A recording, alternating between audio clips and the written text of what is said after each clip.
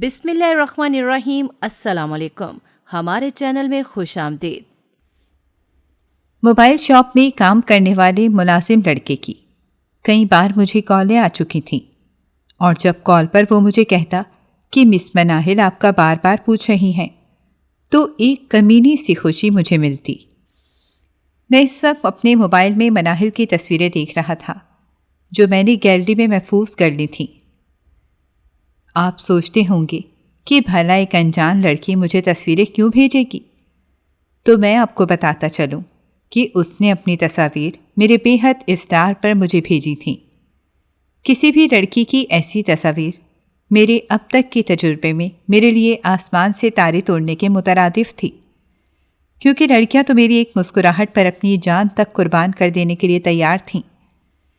لیکن ان لڑکیوں میں ایک مناہل تھی جو میرے لیے انتہائی مشکل ٹاسک بنتی جا رہی تھی۔ وہ بہت کم گو تھی۔ ہماری موبائل شاپ پر جب وہ اپنا موبائل ٹھیک کروانے کے لیے آئی تو بس نپی تلی گفتگو کر رہی تھی۔ مجھے اس کی آنکھوں میں ان لڑکیوں جیسی کوئی سائن نظر نہیں آ رہے تھے جنہیں میں جانتا تھا۔ حالانکہ لڑکیاں میری مردانہ وجاہت سے ایک دم ہی پگھل جاتیں اور جاتے جاتے اپنا پرسنل نمبر بھی دے جاتیں، اور پھر ان کی میرے ساتھ موبائل ٹھیک کرنے کے بہانے شروع ہونے والی گفتگو گہری دوستی پر جا کر ختم ہوتی، اور پھر یہ دوستی محبت میں بدلتی، اور پھر انہیں اپنی محبت کا یقین دلانے کے لیے میں اپنے دوست کے اپارٹمنٹ میں لے جاتا۔ وہ جتنی تیزی سے مجھ پر اپنا سب کچھ وار دیتی اتنی ہی جلدی میرے دل سے بھی اتر جاتی، اور پھر میں ان کی محبت سے آزاد ہو کر ایک نئی لڑکی کی محبت میں دیوانہ ہونے لگتا۔ یہ سلسلہ چل ہی رہا تھا جب مناہل میری زندگی میں آئی۔ وہ مکمل عبائی میں تھی، اس کا چہرہ ڈھکا ہوا تھا، لیکن نقاب سے جھانکتی اس کی خوبصورت براؤن آنکھیں مجھ پر اپنا جادو چلا چکی تھیں۔ اس نے بس ایک بار میری آنکھوں میں دیکھا، پھر پلٹ کر اس نے مجھ سے آنکھ نہ ملائی، بلکہ نگاہ نیچے کیے مجھ سے مخاطب رہی۔ میرے لیے اس لڑکی کو متاثر کرنا کافی جان جوکھوں کا کام رہا ہے۔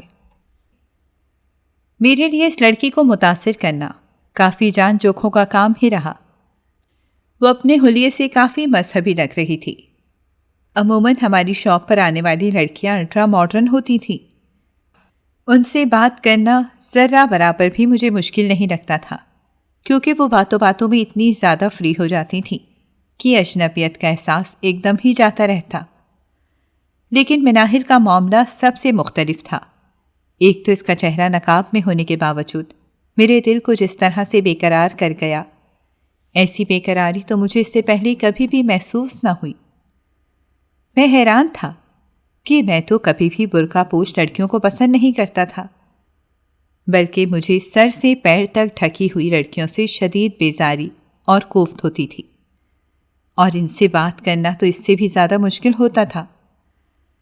لیکن مناہل کی براؤن آنکھیں دیکھنے کے بعد مجھے یہ احساس ہو گیا تھا کہ یہ لڑکی بے حد درجہ حسین ہے، اور اس سے بھی زیادہ شریف ذاتی، ایسی لڑکی کہ جسے دیکھ کر یہ لگتا تھا کہ اس نے کسی بھی لڑکے کو آنکھ بھر کر دیکھا نہیں ہوگا، اور نہ ہی اس نے اپنے جذبے کسی پر لٹائے ہوں گے۔ بس اسی بات نے مجھے مناہل کی طرف راغب کر ڈالا۔ میرے لیے لڑکیوں سے دوستی کچھ زیادہ مشکل کام نہیں تھا، لیکن مناہل نے مجھے بہت ہی ٹف ٹائم دیا۔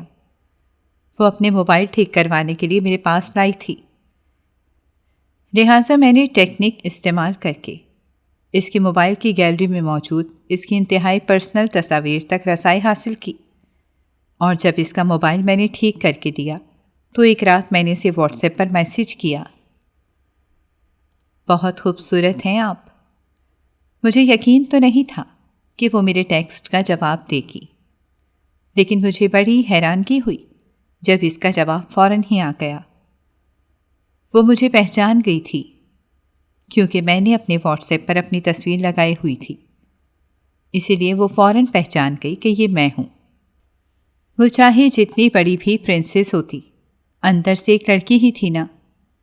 اور سچی بات تو یہ ہے کہ میں بھی اپنے تسخیر بہت اچھے سے جانتا تھا، اسی لیے اس لڑکی کا مجھ سے بات کرنا مجھے بالکل بھی حیران نہیں کر رہا تھا، کیونکہ میں نے آج تک لڑکیوں کے معاملے میں نہ تو کبھی ہار مانی تھی اور نہ ہی مجھے ہار پسند تھی۔ اس سے تھوڑی دیر بات کرنے کے بعد میں نے یہ اندازہ تو بڑی اچھی طرح سے لگا لیا تھا کہ یہ دوسری لڑکیوں کی طرح اتنی جلدی فری نہیں ہوگی، لیکن وہ جتنا لیٹ کر رہی تھی اتنی ہی میری بے قراری 7ویں آسمان کو چھو رہی تھی۔ میں نے اب تک اپنی محبت میں ڈوبے ہوئے الفاظ اپنی زندگی میں آئی جتنی بھی لڑکیوں پر لٹائے تھے، وہ سب کے سب میں نے جمع کر کے اسے ایک لڑکی کے سپرد کر دیے۔ میں اسے اپنی محبت کا یقین دلانے کے لیے شعرا کی غزلیں، نظمیں جو محبت کی عکاسی میں ڈوبی ہوئی ہوتی تھی بھیجتا رہتا، اور اس کام کے لیے میں نے ایک سے ایک شعرا کی کتاب کھنگال ماری۔ صبح شام ٹیکسٹ اور وائس میسج بھیجنے کا یہ نتیجہ نکلا کہ آہستہ آہستہ برف پگھلنے لگی اور مناہل میری طرف متوجہ ہونے لگی۔ آخر ایک لڑکی کب تک ایک ایسے لڑکے سے فاصلہ بنائے رکھ سکتی ہے جو واقعی دیکھنے میں کسی شہزادے سے کم نہ لگتا ہو؟ لڑکیاں تو ہم جیسے لڑکوں کے خواب دیکھتی ہیں، اگر حقیقت میں کوئی لڑکا خود ان سے محبت کے لیے مرا جا رہا ہو تو کون سی لڑکی ایسی ہوگی جو اپنا دامن بچانا چاہے گی؟ میں نے اپنے بارے میں بہت ساری سچی جھوٹی باتیں مکس کر کے اس کو بتائی تھیں، اور اس موبائل شاپ کے بارے میں بھی میں نے اسے یہی بتایا کہ یہ میری اپنی ذاتی شاپ ہے، بلکہ اس جیسی بہت ساری موبائل کی دکانیں کئی شہروں میں موجود ہیں۔ وہ مجھے کوئی بہت ہی امیر لڑکا سمجھی تھی، اور اس کو یہ ساری غلط فہمی مجھ سے بات چیت میں ہو گئی تھی۔ میں وائس اور ٹیکسٹ کر کے تھک چکا تھا۔ اب میں چاہتا تھا کہ ہم دونوں فون پر گفتگو کریں، اور پھر اس سے اگلا مرحلہ بھی ہماری زندگی میں جلد از جلد آئے۔ میں آخر کب تک بلی چوہے کا کھیل کھیلتا رہتا؟ میں اب تھک رہا تھا اور اندر ہی اندر پیش تاب بھی کھا رہا تھا۔ خدا خدا کر کے مناہل سے اب میری فون پر بھی بات چیت ہونے لگی۔ میں اسے روزانہ ہی اپنی تصاویر بھیجتا، اور جب اس کی تصاویر مانگتا تو وہ انکار کر دیتی، تو میں اسے کہتا کہ میں تمہاری تصویر دیکھ کر ڈیلیٹ کر دوں گا۔ آخر تم مجھ پر کب اعتبار کرنا سیکھو گی؟ لیکن وہ اپنی بات پر اڑی رہی۔ تو ایک دن میں نے اسے اس کی تمام تصاویر جو موبائل ٹھیک کرنے کے دوران میں نے اس کی گیلری میں سے اپنے موبائل فون پر سیو کی تھیں اسے بھیج دی، اور ساتھ ہی سے کہا کہ اگر میں برا لڑکا ہوتا تو تمہاری یہ تصویر کہیں سے کہیں پہنچ جاتی۔ تو میری بات سن کر وہ بہت متاثر ہوئی اور شکر گزار بھی۔ میں نے تیر اندھیرے میں پھینکا تھا، لیکن وہ نشانے پر جا کر لگ گیا۔ ان تصویروں کو بھیجنے کے ساتھ ساتھ میں نے اسے یہ بھی بتایا کہ میں بہت جلد اپنی امی کو بھیجوں گا۔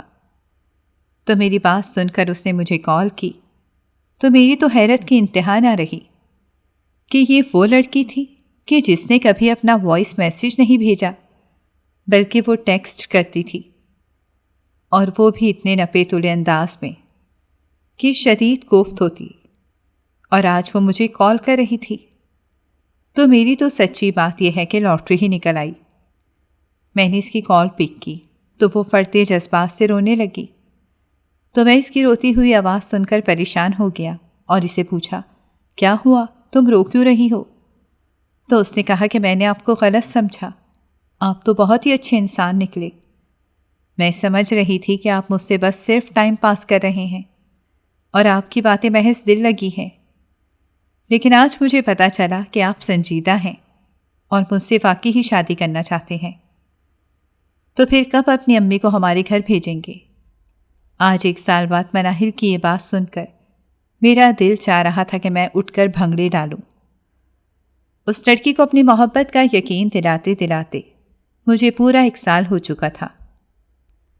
گویا میں 1 سال بعد بالآخر کامیاب ہو گیا، تو اب خوشی منانا تو میری بنتی ہی تھی۔ وہ مجھ سے پوچھ رہی تھی کہ میں کب اپنی امی کو بھیجوں گا، تو میں نے اسے یقین دلایا کہ بہت جلد میری امی تمہارے گھر آئیں گی، اور پھر ہماری باتوں کا سلسلہ چل نکلا۔ یعنی باتوں کے دوران میں نے اس کی کچھ پرائیویٹ تصویروں کا مطالبہ کر ڈالا۔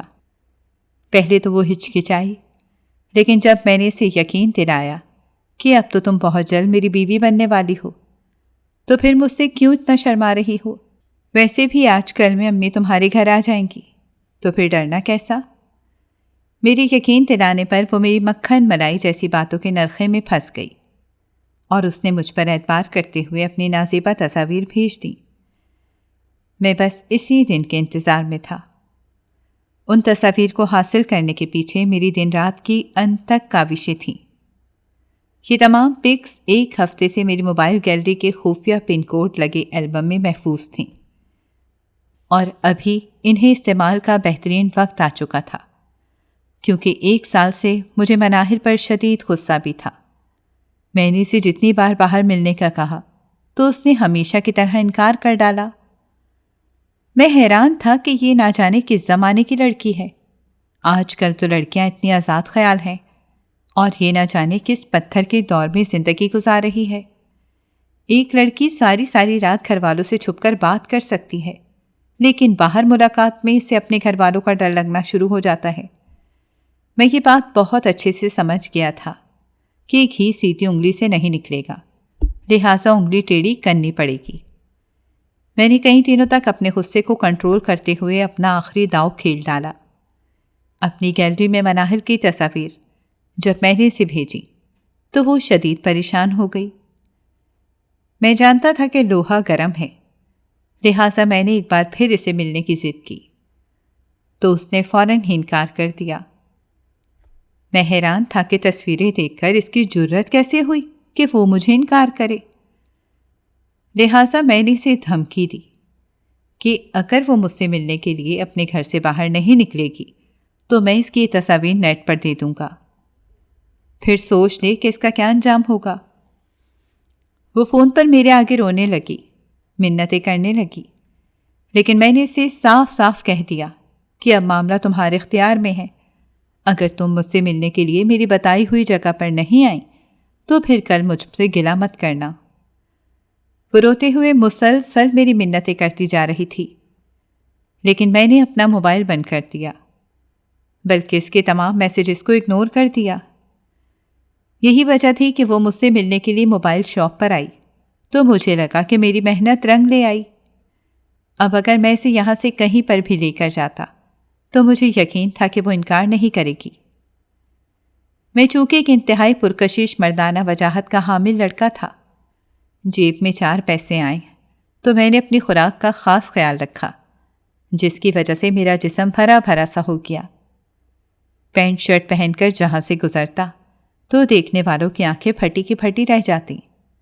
کیا پختہ عمر کے مرد اور کیا نوخیز لڑکیاں، سب کی نظریں مجھ پر جم سی جاتی۔ اوپر سے میری خوش اخلاقی اور بات کرنے کے سلیقے کی وجہ سے کسٹمرز مجھ سے بہت خوش ہو کر جاتے۔ دکان کا مالک تو مجھ پر اب اندھا اعتماد کرنے لگا تھا۔ یہی وجہ تھی کہ اس نے 2 ماہ کے اندر اندر میری تنخواہ بھی بڑھا دی۔ میری کایا کب اتنی جلدی بدلے گی، یہ تو کبھی میں نے خواب میں بھی نہیں سوچا تھا۔ مالک نے ہی مجھے ایک بائک بھی لے کر دے دی تاکہ آنے جانے میں مجھے سہولت رہے۔ دکان کا مالک مجھ پر خاص نظر کرم رکھنے لگا تھا، تو میں بھی اپنی ڈیوٹی بہت ہی ایمانداری سے سر انجام دینے لگا، جس سے دکان کا مالک اور بھی خوش ہو گیا۔ شروع میں مجھے اپنی یہ جاب کچھ زیادہ پسند نہیں آئی، لیکن جب اس موبائل شاپ پر لڑکیاں آنا شروع ہوئیں، کبھی موبائل ٹھیک کرنے کے بہانے، کبھی نیا موبائل لینے کے لیے، تو یقین کیجیے کہ مجھے اپنی اس جاب میں بہت مزہ آنے لگا۔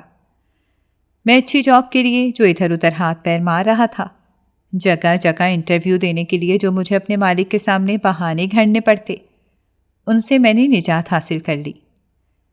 میرا یہی ارادہ تھا کہ 4 پیسے جمع ہو جائیں تو میں یہاں سے سیدھا باہر چلا جاؤں گا۔ ویسے بھی اس نوکری میں مجھے کافی ساری سہولتیں مل گئی تھیں، اور ایسی سہولتیں مجھے کسی اور پرائیویٹ نوکری میں ملنا محال تھیں۔ اس لیے میں نے یہاں پر کام کرنے کا اپنا ذہن پختہ کر لیا تھا۔ لیکن یہاں کام کرنے کی دوسری وجہ اس سے بھی زیادہ اہم تھی کہ شاپ پر آنے والی لڑکیاں مجھ میں دلچسپی لینے لگ گئی تھیں۔ کئی دفعہ لڑکیوں کے موبائل ٹھیک کرنے کے جو پیسے چارج کرتا، اس میں جان بوجھ کر کافی رعایت بھی کر دیتا، جس کی وجہ سے لڑکیاں مجھ سے بہت خوش ہوتی تھیں یہی وجہ تھی کہ میرے کسٹمرز میں زیادہ تر لڑکیاں تھیں، مگر مناہل کو پانے کے لیے میں نے جتنی تگ و دو کی تھی وہ میرا دل ہی جانتا تھا۔ اب میرے پیچھے بھاگنے کی باری مناہل کی تھی۔ میں نے ترپ کا پتہ ہی ایسا کھیلا تھا کہ مناہل اب مجھے بار بار کال کر رہی تھی۔ واٹس ایپ پر اس کے میسیجز اور وائس میسیجز کی بھرمار تھی، لیکن میں جان بوجھ کر اس کی کال اگنور کر رہا تھا۔ آج شاپ پر میرا جلدی جانے کا کوئی خاص ارادہ نہیں تھا، کیونکہ شاپ کا مالک 2 دن کے لیے لاہور گیا ہوا تھا اور شاپ مکمل طور پر اس نے میرے حوالے کی ہوئی تھی۔ شاپ پر ہم 2 ہی ملازم تھے اور میں کئی بار امجد کی جگہ پر ڈبل ڈیوٹی دے چکا تھا، اسی لیے وہ میرا بہت زیادہ احسان مند تھا۔ کبھی کبھار مجھ سے صبح دیر سویر ہو جاتی تو امجد سنبھال لیتا اور مالک کو شک بھی نہ ہونے دیتا۔ میرا یہی ارادہ تھا کہ ان 2 دنوں میں میں ذرا آرام سے ہی شاپ پر جاؤں گا، اور یہ میں نے پہلے ہی امجد کو کہہ دیا تھا اور اسے اس بات پر کوئی اعتراض بھی نہیں تھا۔ لیکن اچانک ہی صورتحال بدل گئی۔ مناہل صبح صبح شاپ کھلتے ہی وہاں پر آ گئی۔ اسے لگتا تھا کہ میں دکان پر موجود ہوں گا، لیکن جب میری جگہ اس نے امجد کو دیکھا تو وہ میرا انتظار کرنے لگی۔ اس نے وہاں پہنچتے ہی اپنے آنے کی اطلاع مجھے کر دی تھی، لیکن 1 گھنٹے بعد جب اس نے یہ جان لیا کہ میں نہ تو اس کے میسج کا جواب دے رہا ہوں اور نہ ہی اب تک شاپ پر آیا ہوں، تو اس کی پریشانی 2 چند ہو گئی۔ اسی لیے اس نے نہ چاہتے ہوئے بھی امجد کو کہا کہ وہ مجھے کال کر کے پوچھے کہ میں کب تک آؤں گا۔ امجد بھی بار بار اس کے کہنے کی وجہ سے مجھے مسلسل کالیں کر رہا تھا، تو میں نے اسے سمجھایا کہ وہ اسے اپنی باتوں میں لگا کر وہاں پر بٹھائے رکھے، میں بس تھوڑی دیر تک پہنچتا ہوں۔ میں ذہنی طور پر آج ریلیکس تھا، کیونکہ دکان کا مالک سر پر نہیں تھا، جس کی وجہ سے مجھے ٹینشن نہیں تھی۔ دکان پر مکمل میرا اختیار تھا۔ آج میں خود کو مالک سے کم محسوس نہیں کر رہا تھا، اور اوپر سے مناہل کا اچانک دکان پر آ جانا اور بار بار میرا پوچھنا، مجھے کال کرنا بہت اچھا لگ رہا تھا، کیونکہ یہ تصور ہی بڑا دل فریب تھا کہ کوئی میرا انتظار کر رہا ہے، اور وہ بھی اتنی شدت کے ساتھ۔ زندگی میں جب پہلی بار آپ کو اس طرح کی فیلنگز ملتی ہیں کہ آپ بھی کسی کے لیے بہت اہم ہیں، تو آپ ہواؤں میں اڑنے لگتے ہیں۔ لہٰذا میں بھی اس وقت خود کو ہواؤں میں اڑتا ہوا محسوس کر رہا تھا۔ پہلی بار میں اپنے باپ کی گالیاں کھا کر بے مزہ نہیں ہو رہا تھا۔ اماں کئی بار میرے کمرے میں آ کر مجھے دبی آواز میں اٹھنے کا کہہ چکی تھیں، لیکن آج میرا شاپ پر جلدی جانے کا بالکل بھی من نہیں کر رہا تھا۔ یہاں پر کام کرتے ہوئے پہلی بار ایسا میں محسوس کر رہا تھا، کیونکہ شاپ کے مالک کی موجودگی میں لیٹ پہنچنے کا تو سوال ہی پیدا نہیں ہوتا تھا۔ حالانکہ اس نے مجھے کافی ساری سہولتیں دے رکھی تھیں، لیکن در حقیقت وہ انتہائی کنجوس انسان تھا۔ اگر میں کبھی چھٹی کر لیتا تو وہ میری 1 دن کی تنخواہ کاٹ لیتا۔ وہ اس سلسلے میں مجھے کوئی بھی رعایت نہیں دیتا تھا، حتیٰ کہ اگر میں بیمار ہو جاتا تو بھی چھٹی کی اجازت نہیں ہوتی تھی۔ میں اس جاب سے کبھی کبھی شدید عاجز آ جاتا، لیکن چاہ کر بھی میں یہ جاب نہیں چھوڑ پا رہا تھا، کیونکہ ہمارے گھر کے حالات ایسے نہیں تھے کہ جس میں گھر بیٹھ جاتا۔ BA کے بعد میں نے نوکری ڈھونڈنے کی بہت کوشش کی، لیکن 3rd ڈویژن کی وجہ سے مجھے کہیں پر بھی اچھی جاب نہیں مل رہی تھی، اور جو مل رہی تھی ان میں پے اتنی کم تھی کہ میرے آنے جانے کا کرایہ بھی اس میں پورا نہیں ہو پا رہا تھا۔ لیکن میں اس طرح کی جاب کرنے پر بے حد مجبور ہو گیا تھا، کیونکہ گھر میں رہ کر میں تنگ پڑ گیا تھا، اور اس کی وجہ میرے ابا تھے، جو مجھے اٹھتے بیٹھتے نکھٹو اور کاہل کے تانے دیا کرتے تھے۔ وہ ایسے دل جلانے کی باتیں کرتے کہ میرا دل چاہتا کہ یا تو خود کو ختم کر لوں یا پھر گھر سے بھاگ جاؤں۔ میں نے اس دوران 1-2 دن کے لیے گھر بھی چھوڑا اور اپنے دوست کے گھر چلا گیا، لیکن دوستوں کے گھر کے حالات بھی میرے گھر کے حالات سے مختلف نہ تھے۔ اس کے والدین بار بار اس سے پوچھتے کہ یہ کب جائے گا، لیکن میں ڈھیٹ بن کر وہاں پر 2 راتیں رہ گیا۔ بالآخر میرے دوست نے ہی مجھے گھر واپس جانے کا کہہ دیا، تو میں سمجھ گیا کہ مزید اس کے گھر میں رہنا ممکن نہیں ہے۔ لہٰذا چاروں ناچار میں اس کے گھر سے نکل آیا۔ سڑکوں پر بے مقصد گشت کرتے ہوئے شدید بھوک کا احساس بھی ہو رہا تھا، لیکن میری انا کی گوارا نہیں کر رہی تھی کہ میں گھر جاؤں، کیونکہ اس دوران امی ابا میں سے کسی نے بھی مجھے فون کر کے نہیں پوچھا کہ میں کہاں ہوں، کہیں مر کھپ تو نہیں گیا۔ میں حیران تھا کہ میرے والدین انتہائی سنگ دل انسان ہیں، جنہیں اپنے بیٹے کی رتی پر بھی پرواہ نہیں۔ کبھی کبھی میرا دل چاہتا کہ میں کہیں ڈاکہ ماروں اور پیسوں کا ڈھیر لے کر اپنے والدین کے قدموں میں رکھ دوں، اور پھر ان کی آنکھوں میں اپنے لیے وہی چمک دیکھوں جو ان کی آنکھوں میں صرف بڑے بھائی کو دیکھ کر آتی ہے، کیونکہ میں یہ بات بہت چھوٹی عمر میں جان گیا تھا کہ والدین بھی صرف اسی اولاد کو پروٹوکول دیتے ہیں جو نوٹوں کی گڈیاں ہاتھ میں رکھتا ہے۔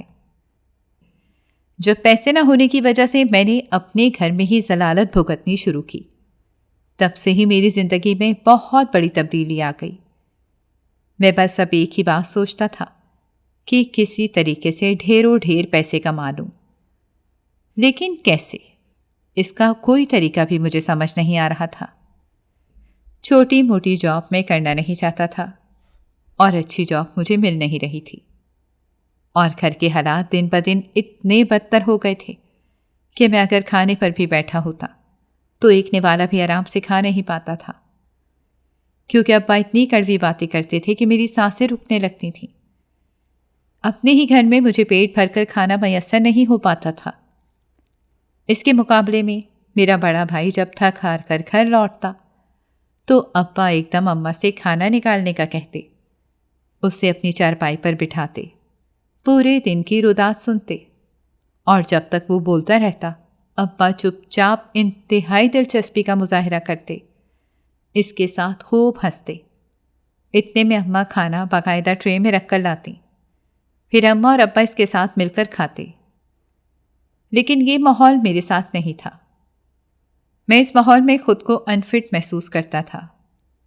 میں اگر گھر پر ہوتا تو تب بھی امی اور ابا میرے ساتھ کھانا نہیں کھاتے تھے، نہ ہی کھانا کھاتے ہوئے مجھے اپنے ساتھ کھانے کا کہتے۔ ایسے میں اگر میں ان کے ساتھ بیٹھ بھی جاتا تو مجھے اپنا آپ اتنا عجیب لگتا کہ میں وہاں سے اٹھنے میں ہی عافیت سمجھتا تھا۔ میں آہستہ آہستہ اپنے ہی گھر میں خود کو اجنبی محسوس کرنے لگا تھا۔ ایسا لگتا تھا کہ میں تو ان کی اولاد ہی نہیں ہوں۔ ماں باپ زندہ ہونے کے باوجود مجھے لگتا کہ جیسے میں یتیم ہوں۔ میرے ساتھ میرے بھائی کا رویہ بھی بدلنے لگا تھا۔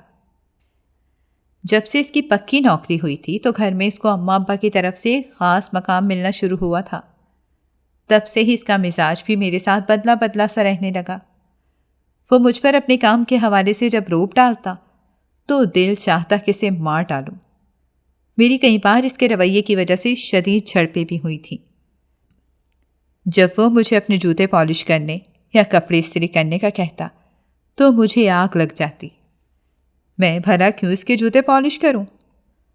کئی بار میں اس سے اس بات پر بحث کر چکا تھا کہ تم خود کیوں اپنے جوتے پالش نہیں کرتے، تو وہ بھی بھر کر میری پٹائی کرتا، تو امی اور ابا مجھے چھڑانے کے بجائے الٹا مجھے مزید گالیاں دیتے کہ کیا فرق پڑ جاتا ہے اگر تم اپنے بڑے بھائی کے جوتے پالش کر دو گے یا اس کا کوئی کام کر دو گے، تو اس سے تمہیں آخر کیا مسئلہ ہوتا ہے؟ وہ اس گھر کا بڑا بیٹا ہے، کما کر لاتا ہے، تم کیا کر رہے ہو؟ نہ کام کے نہ کاج کے، دشمن اناج کے۔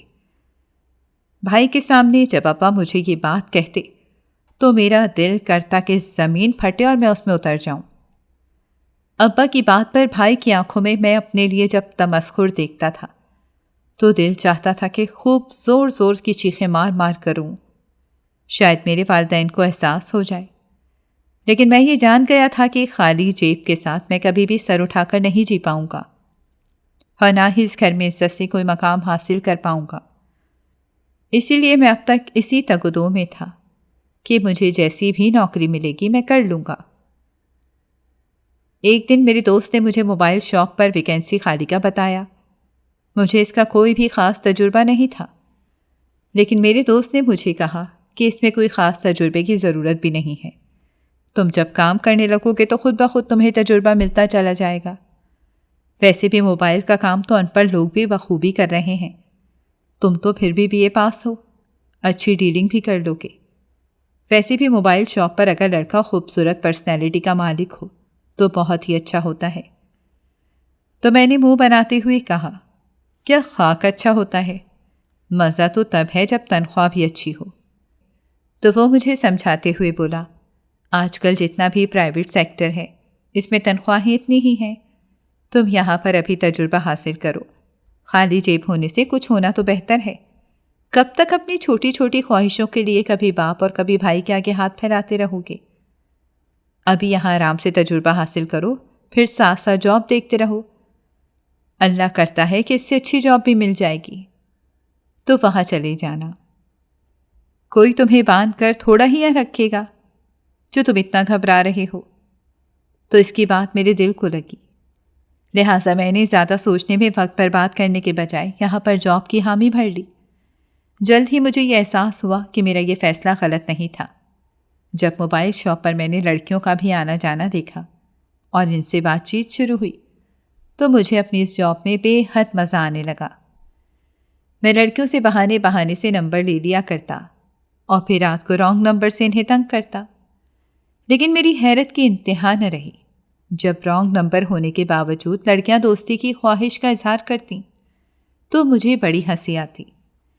شروع میں تو میں دوستی کی طرف اتنا مائل نہ ہوا، لیکن پھر میں نے سوچا کہ جب لڑکیاں خود ہی میری طرف بڑھنا چاہتی ہیں تو پھر اپنی شناخت چھپانے کا کیا فائدہ؟ اور جب میں انہیں اپنے بارے میں بتاتا تو وہ خوشی سے اچھل پڑتی۔ میں نے اس ملازمت کے دوران ان گنت لڑکیوں کے ساتھ دوستیاں کیں، موج مستیاں کیں اور پھر انہیں چھوڑ دیا، لیکن یہ وہ تمام لڑکیاں تھیں جو مجھے حاصل کرنا چاہتی تھیں۔ لیکن مناہل ان تمام لڑکیوں میں وہ لڑکی تھی جسے میں حاصل کرنا چاہتا تھا ہر قیمت پر۔ اور پھر وہ وقت مجھے مل ہی گیا۔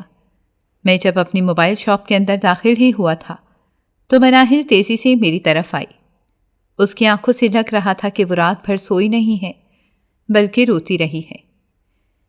میں نے اسے آہستہ سے کہا کہ میرے ساتھ باہر چلو، یہاں پر بات کرنا مناسب نہیں، تو وہ بلا چوں چرا کیے میرے ساتھ چل پڑی۔ میں اسے اپنی اسی اپارٹمنٹ میں لے گیا اور پھر اپنی تصاویر حاصل کرنے کے لیے اس نے اپنی عزت کی بہت بھاری قیمت چکائی۔ تو میں نے حسب وعدہ اس کی تصویریں اسے واپس کر ڈالیں۔ اس نے وہ تصویریں میرے ہاتھ سے لیں اور پھر روتے ہوئے اس اپارٹمنٹ میں سے نکلی، بلکہ میری زندگی سے ہی نکل گئی۔ مجھے اس کے جانے کا کوئی خاص دکھ نہیں تھا، بلکہ میں تو بس اتنا جاننا چاہتا تھا کہ ایک مضبوط سے مضبوط لڑکی میرے آگے کتنی دیر تک ٹک سکتی ہے۔ مجھے اپنی کامیابی پر ایک عجیب سا غرور پیدا ہوا۔ کچھ عرصے بعد میری دبئی میں جاب ہو گئی اور میں دبئی چلا گیا۔ اب پیسے میری جیب میں بھی تھے اور میں اپنے بھائی سے بھی زیادہ کماتا تھا، لہٰذا مجھے بھی اپنے بڑے بھائی جیسا ہی پروٹوکول ملنے لگا۔ اب اماں چاہتی تھی کہ میری بھی شادی ہو جائے، کیونکہ بڑے بھائی کی شادی ہو چکی تھی اور وہ اپنی بیوی کو لے کر الگ ہو گیا تھا، اور اس بات کا اماں ابا کو انتہائی رنج تھا۔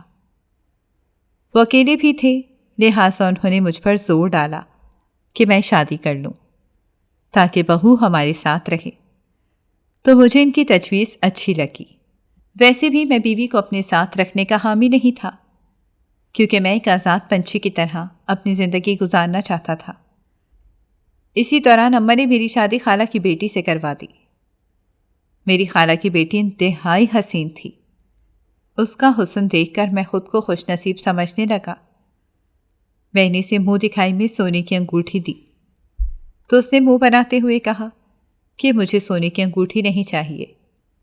تو میں حیرت سے اس کی طرف تکنے لگا تو اس نے مجھے کہا کہ اگر مجھے کوئی گفٹ دینا ہی ہے تو موبائل لے کر دیں۔ میں جانتا تھا کہ وہ کافی غربت دیکھ کر بیٹھی ہے، اسی لیے اس کی ننھی منی سی خواہش کو پورا کرنے میں مجھے کوئی تعامل نہ ہوا۔ میں نے اگلے ہی دن اس کو ایک نیا اور مہنگا موبائل لا دیا۔ وہ موبائل پا کر بچوں کی طرح خوش ہونے لگی اور اس کی خوشی دیکھ کر میں نہال ہو گیا۔ دبئی واپس جانے میں میرے صرف 2 دن رہ گئے تھے اور اب اپنی بیوی کے بغیر واپس جانے کا خیال مجھے پریشان کرنے لگا۔ یہی وجہ تھی کہ میری نیندیں اڑ گئیں۔ ایک رات اچانک میری آنکھ کھلی تو شگفتہ بستر پر موجود نہیں تھی۔ میں حیران تھا کہ اتنی رات وہ کہاں گئی۔ پھر سوچا کہ ہو سکتا ہے کہ وہ باتھ روم گئی ہو، لیکن جب کافی دیر گزر گئی تو میں بے چینی سے اٹھا اور اسے آوازیں دیتا ہوا جب باتھ روم میں گیا تو دیکھا وہ وہاں پر بھی نہیں ہے۔ تو میری بے چینی بڑھ گئی کہ یا خدا، یہ اس وقت گئی تو گئی کہاں؟ میں اسے ڈھونڈتا ہوا باہر نکلا، لیکن وہ نہ تو برآمدے میں تھی اور نہ ہی کچن میں۔ اب ایک ہی جگہ بچی تھی، لہٰذا میں اسے ڈھونڈتا ہوا چھت پر گیا، اور جو ہی میں نے چھت کے دروازے پر ہاتھ رکھا ہی تھا کہ مجھے ہلکی ہلکی ہنسی کی آواز سنائی دی۔ یہ شگفتہ کی ہنسی کی آواز تھی۔ وہ اس وقت کس کے ساتھ ہنس رہی ہے؟ مجھے شدید غصہ آیا اور میں نے دروازہ کھول کر باہر جھانکا تو میرے سر پر تو جیسے قیامت ہی ٹوٹ گئی، کیونکہ شگفتہ موبائل کا کیمرہ کھولے کسی مرد سے باتیں کر رہی تھی۔ ایسا لگتا تھا کہ وہ اس سے پہلے ہی واقف ہے۔ میری آنکھوں میں خون اتر آیا۔ میں زور سے دھاڑا تو موبائل شگفتہ کے ہاتھ سے چھوٹ کر نیچے جا گرا۔ میں اسے بازو سے پکڑتے ہوئے سیدھا نیچے لے کر آیا۔ شور شرابے پر میری اماں ابا کمرے سے باہر نکلے تو میں نے شگفتہ کو زور سے دھکا دیا تو وہ ان کے پیروں میں جا گری۔ پھر میں نے اسے وہیں پر کھڑے کھڑے طلاق دے ڈالی اور ساتھ ہی اس کا جرم بمائے ثبوت اماں اور ابا کے سامنے رکھ دیا تو اماں اپنے گال پیٹنے لگیں۔ اگلے دن صبح ہی صبح وہ شگفتہ کو واپس اس کے گھر چھوڑ آئیں۔ پورے خاندان میں کوہرام برپا ہو گیا۔ جو سنتا وہی حیران و پریشان ہو جاتا۔ لوگوں کا ہمارے گھر ایک تانتا سا بن گیا۔ میرا دل پہلے ہی کافی رنجیدہ تھا، لہٰذا میں فوراً ہی دبئی چلا آیا، لیکن یہاں پر بھی میرا دل نہیں لگ رہا تھا۔ شگفتہ کی بے وفائی مجھے سکون نہیں دینے دے رہی تھی۔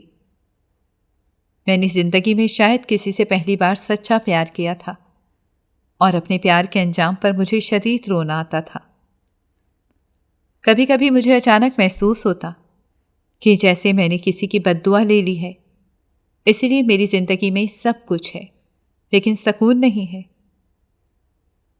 مگر میں نے ایسا کیا کر ڈالا، یہ مجھے سمجھ نہیں آ رہی تھی۔ ایک دن اپنی اس بے سکونی کی وجہ مجھے سمجھ آ گئی۔ جب میں نے ایک مال میں مناہل کو دیکھا تو میں حیران رہ گیا۔ وہ یہاں ایک مال میں کھڑی تھی، اس کے پاس کچھ سامان تھا۔ اسی لمحے مجھے میرے ضمیر نے کچوکے لگائے کہ میری بد سکونی کی وجہ کوئی اور نہیں، میرے سامنے کھڑی ہے۔ یقیناً اس لڑکی کی بد دعاؤں کا ہی نتیجہ ہے کہ میری زندگی ایک تماشا بن گئی، کیونکہ یہ تو مکافات عمل ہے۔ آپ اگر کسی کا سکون اجاڑتے ہیں تو آپ خود بھی نہیں بستے۔ میں نے کبھی مناہل کو تماشا بنایا تھا، اسی لیے شگفتہ نے مجھے تماشا بنا ڈالا۔ حساب تو برابر ہو گیا۔ میں اس کے سامنے کسی مجرم کی طرح کھڑا تھا۔ اس نے انتہائی دکھی نظروں سے میری طرف دیکھا۔ آج پہلی بار میں اس سے نظریں نہیں ملا پا رہا تھا، جبکہ وہ میری آنکھوں میں آنکھیں ڈالے مجھے دیکھ رہی تھی، جیسے پوچھ رہی ہو کہ میرا قصور کیا ہے کہ میری اتنی پاک محبت کی تم نے مجھے اتنی بڑی سزا دے ڈالی۔ میں اس کے سامنے ہاتھ جوڑے اپنے گناہوں کی معافی مانگنے لگا، لیکن وہ بنا کچھ کہے وہاں سے چل پڑی تو میں بھی اس کے پیچھے پیچھے گیا۔ وہ میرے دیکھتے ہی دیکھتے جس بلڈنگ میں داخل ہوئی وہ لڑکیوں کا ہاسٹل تھا۔ وہ یہاں ایک ہاسپٹل میں نرسنگ اسسٹنٹ کے طور پر جاب کر رہی تھی۔ اس کے ساتھ کام کرنے والی ایک لڑکی سے میں نے بہت کچھ اگلوا لیا۔ وہ اس کے ساتھ پیش آنے والے حادثے کے بارے میں گہرائی کے ساتھ تو نہیں جانتی تھی، لیکن بس اتنا بتا رہی تھی کہ ماضی میں اس کے ساتھ ایک انتہائی بھیانک واقعہ پیش آیا، جس کی وجہ سے وہ ذہنی طور پر اتنی ڈسٹرب ہو گئی کہ اس نے اپنے آئے ہوئے تمام رشتے ٹھکرا دیے۔ اس کے والدین نہیں سمجھ پا رہے تھے کہ وہ ایسا کیوں کر رہی ہے۔ وہ بار بار اس کی شادی پر اصرار جب زیادہ کرنے لگے تو اس نے خاموشی کے ساتھ نرسنگ میں اپلائی کیا اور پھر باہر چلی آئی۔ یہ ساری باتیں جب میرے علم میں آئیں تو احساس ندامت میرا بڑھ گیا کہ میری وجہ سے ایک اتنی پیاری لڑکی پیار کے دھوکے میں گمراہی کی دلدل میں جا پھنسی تھی۔